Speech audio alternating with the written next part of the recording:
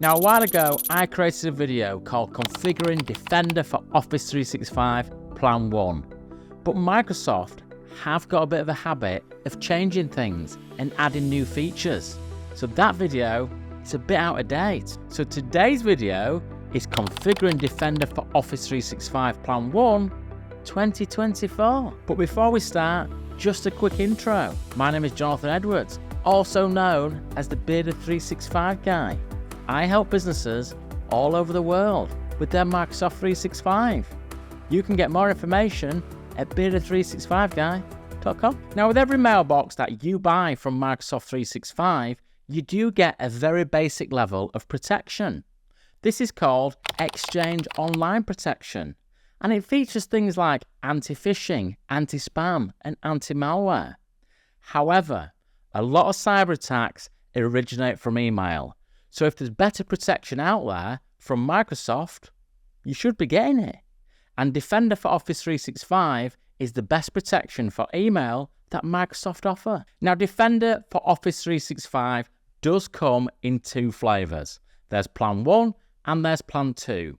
Most of our customers use Plan 1 because Plan 1 comes with Microsoft 365 Business Premium. If you want, you can buy Defender for Office 365 Plan 1 as a single product.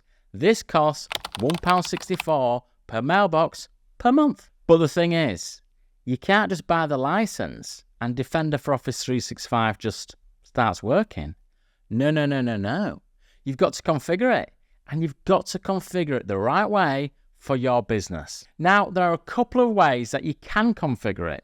There's an easy way where you just basically go through the settings and accept Microsoft recommendations. Or, if that doesn't suit you, there's a harder way. And lucky for you, I'm going to show you both in today's video. Let's start with the easy way. These are called preset security policies, and we're basically just accepting Microsoft's recommendations. Let me show you how to do that. So I'm logged into the Microsoft 365 Admin Center in my test tenant. What I need to do to start with is go to Admin Centers and then click on Security. Now, once that has launched, we can see here this is email and collaboration, and this is where Defender for Office 365 lives. So I'll click on that drop arrow there and go to Policies and Rules and go to Threat Policies. Now, to begin with, we're going to look at the Microsoft preset security policies. So I'll look at that. And you can see I've got three blocks here. I've got some built-in protection. Now, this is, as the name suggests, it's built in. This is a basic level of protection that will come switched on with your Microsoft 365 tenancy. We've also then got standard protection and strict protection. Now, these are usually a bit more aggressive than the built-in protection, so you've got more features. Now you can see that both of these are switched off, and you can also see it's fairly easy to switch them on, and I'm going to go through those settings in a moment. But you might be wondering what's included in the built-in protection, what's included in the standard protection when you switch it on, and likewise the strict protection. So we're going to have a look at this web page here, and I will link this below the video. Here's all the settings that are included in the preset policies. I can scroll down, and the first section here is the anti-malware. You can see we've got all the settings there. I'm just going to scroll down to the anti-spam policy settings. Again, if I expand this table, you can see along the top we've got the default, the standard, and the strict. So let's have a look at a setting here. Bulk email threshold. Okay, with the default, that is set to 7, so that's going to allow more bulk email through. With the standard, it's set to 6. It's going to allow less bulk email through. And the strict is set to 5, so a lot more bulk email will get caught in the quarantine. So that is one setting we've looked at, but there's an awful lot of settings. For example, if Microsoft thinks that an email is phishing, with the standard or with the default, that's going to move that email to the junk email folder. But with the standard and the strict, it's actually going to quarantine that email. It's not going to put that anywhere near Microsoft Outlook. So you can have a look at all these settings and you can decide which is the right level of protection for you. And again, these are just standard policies. We can't change any of these. So if I go back to here, it's worth noting you don't have to choose one level of protection for everyone in your business. Let me explain. We might decide that the people in the executive team or the managing director, the chief executive, we want to enroll them with strict protection. And everyone else in the business, we're okay with standard protection. We can absolutely do that. So let's look at the standard protection here. So click on here. Now the first thing we do is look at Exchange Online Protection. So Exchange Online Protection is anti-spam, anti-malware, and anti-phishing. So who do we want to apply this to? So at the moment it says nobody, or I can choose specific recipients. So here I can choose individual users. I can look at individual groups. So if I've got a group called management or executive, I could add that group in here. Or I can choose different domains. So I might have different domains within my tenancy, and I can add different levels of protection per domain. But for the purpose of this tutorial, let's just go with all recipients. I'll click on next, and then it's going to ask us about the Defender for 365 protection. So Defender for Office 365 is the advanced stuff, things like safe attachments and safe links. You'll see these in more detail later. So again, I can apply this protection to previously selected recipients. So if I've chosen some groups and some users in the last setting, it will be quicker just to carry those settings over. I can do specific recipients again, different recipients, or I can choose all recipients again. Click on next. And then we're going to look at impersonation protection. So that is when someone pretends to be someone in your business, usually a senior figure. So if I'm a cyber criminal, I might pretend to be your CEO. I might create a bogus email and I might send it to the finance department to try and get money out of you. So who do we want to protect when it comes to impersonation? Now here, it's best to manually add all the users in your business who you want to protect. Usually it's senior figures. So what I would do here, I will click in this email, choose the user, Mickey Mouse, and simply click on add. So Mickey Mouse is protected with impersonation. Click on next. And then we'll want to look at the domains as well. So we want to add all the domains, that we own, and also our key suppliers and partners. So if we're dealing with specific customers all of the time, let's add the domain in here. But I will just add my core domain. Okay, click on add, and I'll add that in there. Click on next. Now on here, we've got the ability to add trusted email addresses and domains, so Microsoft do not even flag it as impersonation. Okay, so you can add them in here.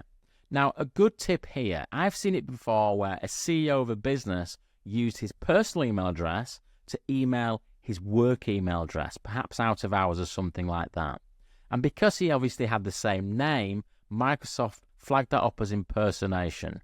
So he got pretty annoyed that every time he emailed from his private email address into his work email address, the email was getting caught in quarantine. So what he could have done here is just add his email address in here, his personal one. Okay? Click on next. And then we can turn the policy on when finished, or we can leave it turned off. Click on next. And there it is. So I would click on confirm. Got a lot of green ticks. Click on done. You can see that that is switched on. So that is as easy as that. The same basically applies to strict protection. You can go through. It's the same settings that you choose, but you're just getting a different level of protection. Okay, so I won't go through all of those. That is basically how to apply the preset policies. Now you can see configuring Defender for Office 365 using Microsoft's recommendations only takes a few minutes. But what if the preset security policies don't suit your business? Or what if you want more control over your email security? Well, to do that, you can't use the preset policies. You've got to go in and you've got to create all your own policies. Do you want me to show you how to do that? Okay, let's go. Okay, so we're back in the threat policies screen. Now, the first thing I like to do before I start configuring these 5 policies here, I go into the quarantine policies.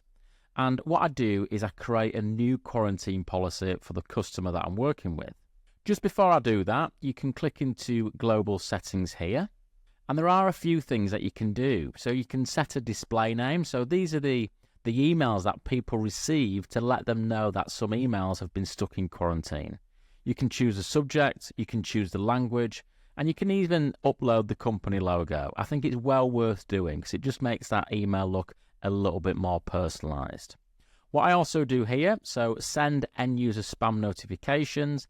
It's set at daily. I like to put within 4 hours. I think it's important people receive them quickly. I will click on save for that. Okay, click on OK. Just close that out there.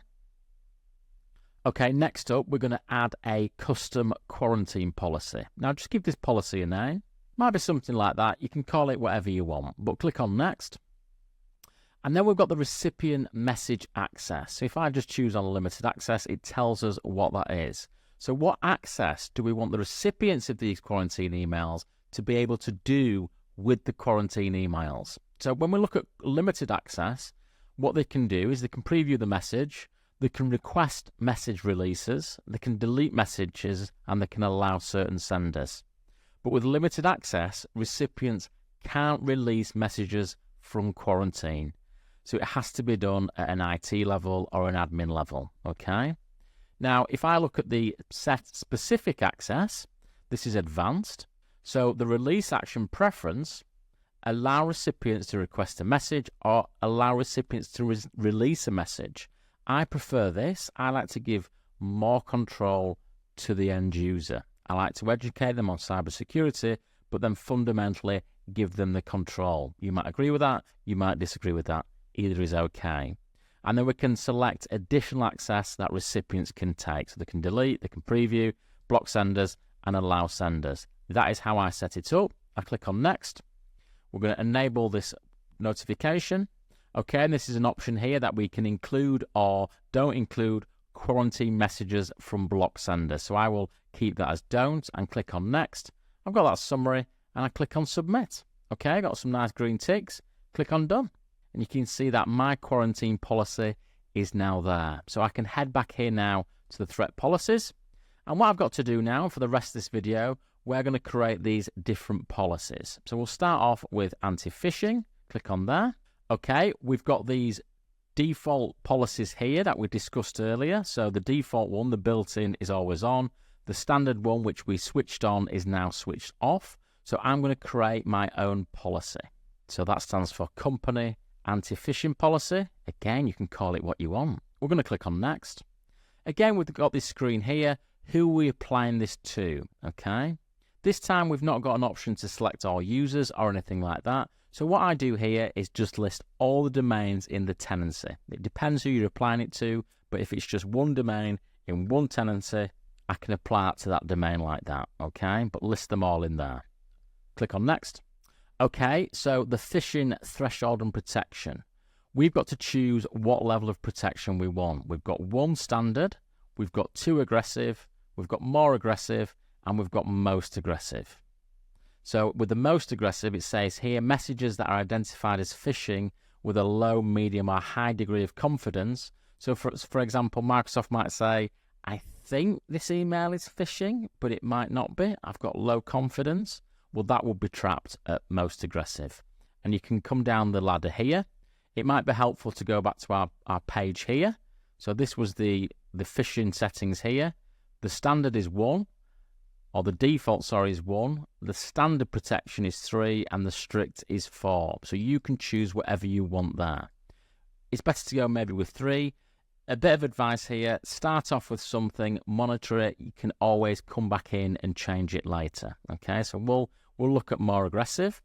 Again, you might recognize these. This is impersonation protection. So we had this when we were setting up the standard protection earlier, but of course we're doing everything manually now. So what I would do is click on there, and we click on manage senders like that, and then you'd add your users in there. Now you can add up to 350 internal and external senders. Okay, so I'll just add Mickey into here.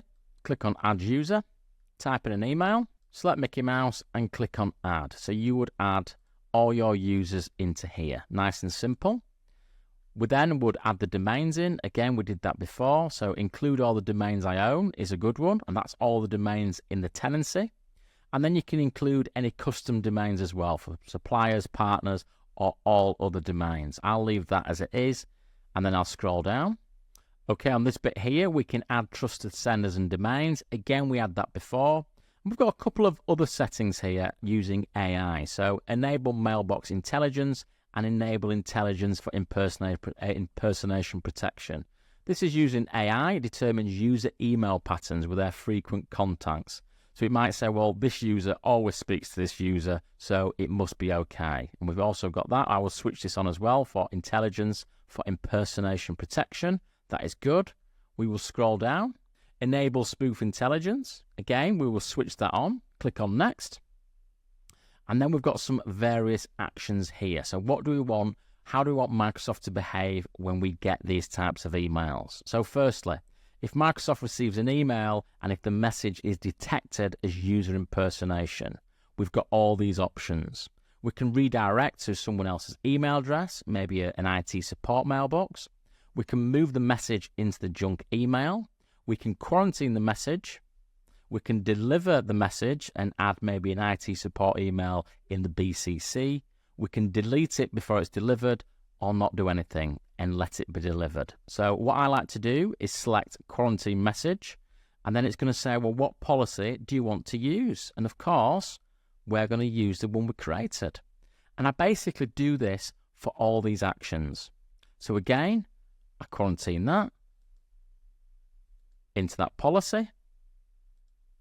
I quarantine this, move it into the policy. So basically, if Microsoft is suspecting any of these emails, for all of these, what we can do is move it to our quarantine message. Again, this is a useful setting here with the rise of DMARC, email security, recently with the Google changes. So if the message is detected as spoof and DMARC policy is set to reject, what do you want to do? Do you want to reject the message? You can do. That's good advice to do. Or you could choose also to quarantine that message if you wanted to. I would choose reject this message because that is what DMARC is all about. And again, for this one here, we will also quarantine the message. So basically what I do is I want all the messages to be stuck in the quarantine and let the user decide what they want to do with it. We've got some more options here. These are all safety tips that you can use. So these will appear on emails. I like to switch all these on. Why not? Okay, click on next. And then just review it. And that's all okay. We'll submit that. Okay, that's been created. So we click on done. You can see that this now is switched on, priority 0. So that's in place. We go back to threat policies. Click on anti-spam. Okay, when it comes to anti-spam policies, there's a couple of policies we can create, both an inbound and an outbound. So firstly, let's start with the inbound. So company anti-spam policy inbound, click on next. Again, who are we applying this to? I'll go ahead and put the domain in here. Click on next. And then we've got the threshold. So set your bulk email threshold. So a higher bulk email threshold means more bulk email will be delivered to the user. Okay, so if we put that right down to 1, no email is getting through to the user. Okay. But I would use that with caution, okay? Again, going back to our settings here, I've got these settings here. So the default is 7. That's quite a lot of bulk email getting through. The strict is only 5, okay? So you don't want to go too gung-ho with this. Again, it's something you need to set. I would set it at 5 or 6. I would monitor it and go from there. If it's proving that too much has been held in quarantine, then you can always come back and amend it. Okay, we've got some other things we can do to improve the security.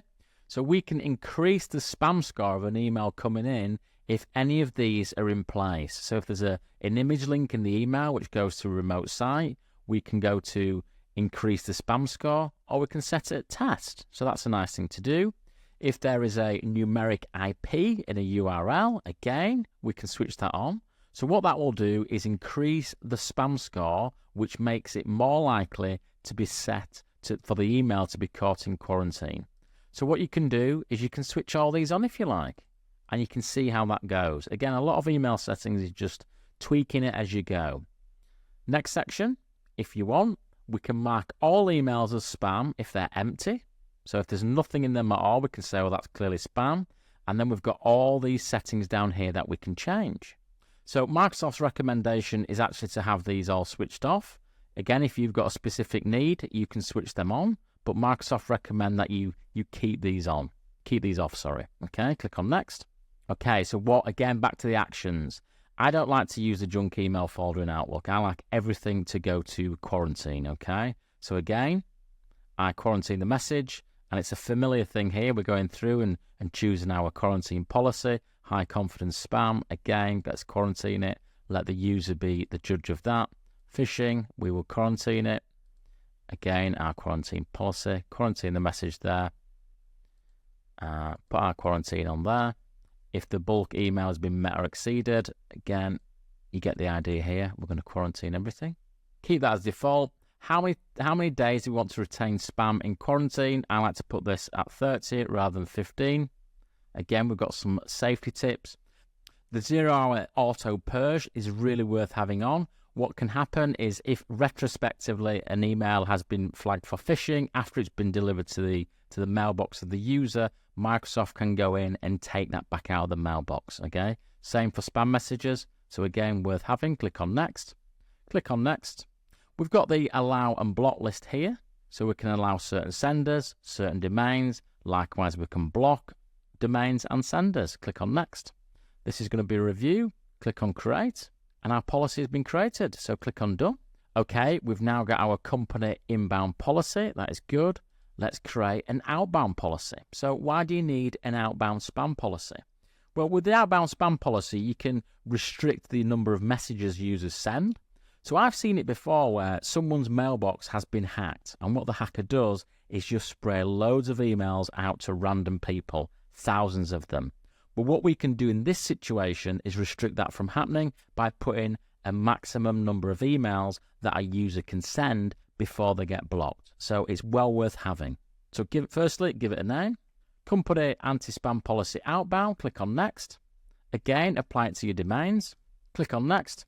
So here are the limits. So set an external message limit, set an internal one, and set a daily message limit. So what should you set these at? Again, let's hop over to the Microsoft recommendations. The default is, it says 0, which means it's kind of unlimited. The recommended standard, you've got 500 for externals, 1,000 internals, and a daily message at 1,000. That's slightly lower with the strict. Again, it's up to you. For this, I would be nearing towards this. I mean, who sends 400 emails a day? You must be very busy if you do, but it's up to you. So I'll set that at that, 800 for that. So this is obviously more or less the strict profile. And what happens when someone reaches the message limit? So we've got a few options. We can restrict the user from sending email until the next day. I think that's a bit pointless. We can put no action, alert only. I like to use this. Restrict the user from sending email. And yes, sometimes you get tickets into your business if you're an IT department to say, I can't send any emails. And the first question is, have you sent more than 400 external ones today? And they might say something like, yeah, I did a marketing blast from my mailbox. And that's something that they shouldn't really be doing from Outlook. So I restrict the user from sending email. But again, it's up to you. Automatic forwarding rules, we can have system control, we can disable or we can enable. I like to leave that as that. Again, if we've got suspicious outbound messages, we can send them. Again, you can put maybe your IT department in there if you like to do that. And again, we can put the IT department in this one as well. So you can be notified if you want, if something's not looking okay. Click on next. That's quite an easy policy. Click on create. And then we've got that policy created. So we click on done. So now we've got an inbound and an outbound. Click on threat policies again.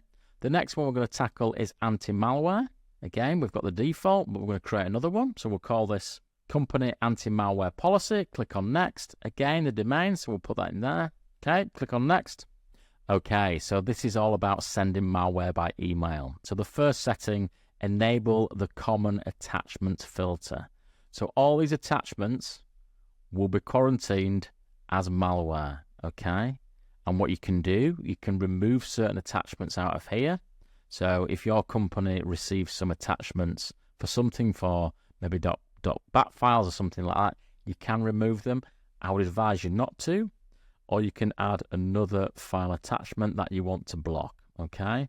Just keep that as it is for now. That's my opinion. What you can also do here, so we're just going to come back here onto the reject message or quarantine the message. So If you reject the message, the person who sent it will get a message saying, sorry, this can't be delivered. It conflicts with our security. You can do that if you like, or you can choose quarantine the message. Now, this is where I would disagree with sending it to the user. So if you quarantine the message, you can choose if you want to add it to quarantine or admin access. I think for anti-malware, it needs to be done on an IT level. So a user might call you and say, I've been sent a .bat file by someone and I can't get it. It's not been delivered. And then IT can look and release it if they think it's safe. But it's up to you. You can quarantine the message or you can just reject it. I'm going to leave it as that. Again, the 0-hour purge, it's similar to the settings we talked about earlier. That means if something was delivered to the user's mailbox and then Microsoft realized it was malware, it can pull that out of the user's mailbox. Okay, so that's a good setting to have. Again, you've got all your notifications, so you can choose to notify admin, IT departments, etc., with these settings here. Click on Next, and just review that. It's a very simple policy. Click on Submit. Great, that is done, so click on there, and we've got our policy there. So the final two to do, Safe Attachments. This is where Microsoft scans the attachments. Great, we've got some standard rules in here, built-in protection. Let's create our own. Company Safe Attachment Policy, click on Next. Again, add the domain in, click on Next. Okay, how do we want to scan these attachments? So at the moment this says off, attachments are not going to get scanned. We can deliver the message if malware is detected and just track the results. That doesn't sound great. The one that I always go with is the dynamic delivery. So what happens is the message gets delivered, okay, when the user opens the email, it says this attachment is still being scanned. And it might be 30 seconds, 45 seconds before that attachment is available. And all Microsoft is doing is scanning it. I think this works the best of all. Again, we've got a quarantine message coming on here. We can choose different policies. Again, for this one here, I will choose admin only. And we can redirect messages if we want to somewhere else, okay? Click on Next. Very easy, that one. Click on Submit, and that creates the policy. Click on Done, okay? And the final policy is Safe Links, okay? Let's create our own policy. Click on Next. Again, add the domain. Click on Next. So we've got different settings here. How do you want to manage safe links within email? All these are turned on. Leave them on. This is all good security. Teams, Office 365 apps, they're all switched on by default. We can display the organization branding and things like that. But this is just, we'll leave all these on. It's good security. Click on Next. Now you can use a default notification text. You can use your own if you want to display to the user. But I'll just use a default. Click on Next. Again, it's a very simple policy to create. And that creates it. And that's it. We've created our 5 policies. We've gone through Defender for Office 365. Great. That is how to configure Defender for Office 365 Plan 1. I hope you've found this video informative. Look forward to seeing you again soon.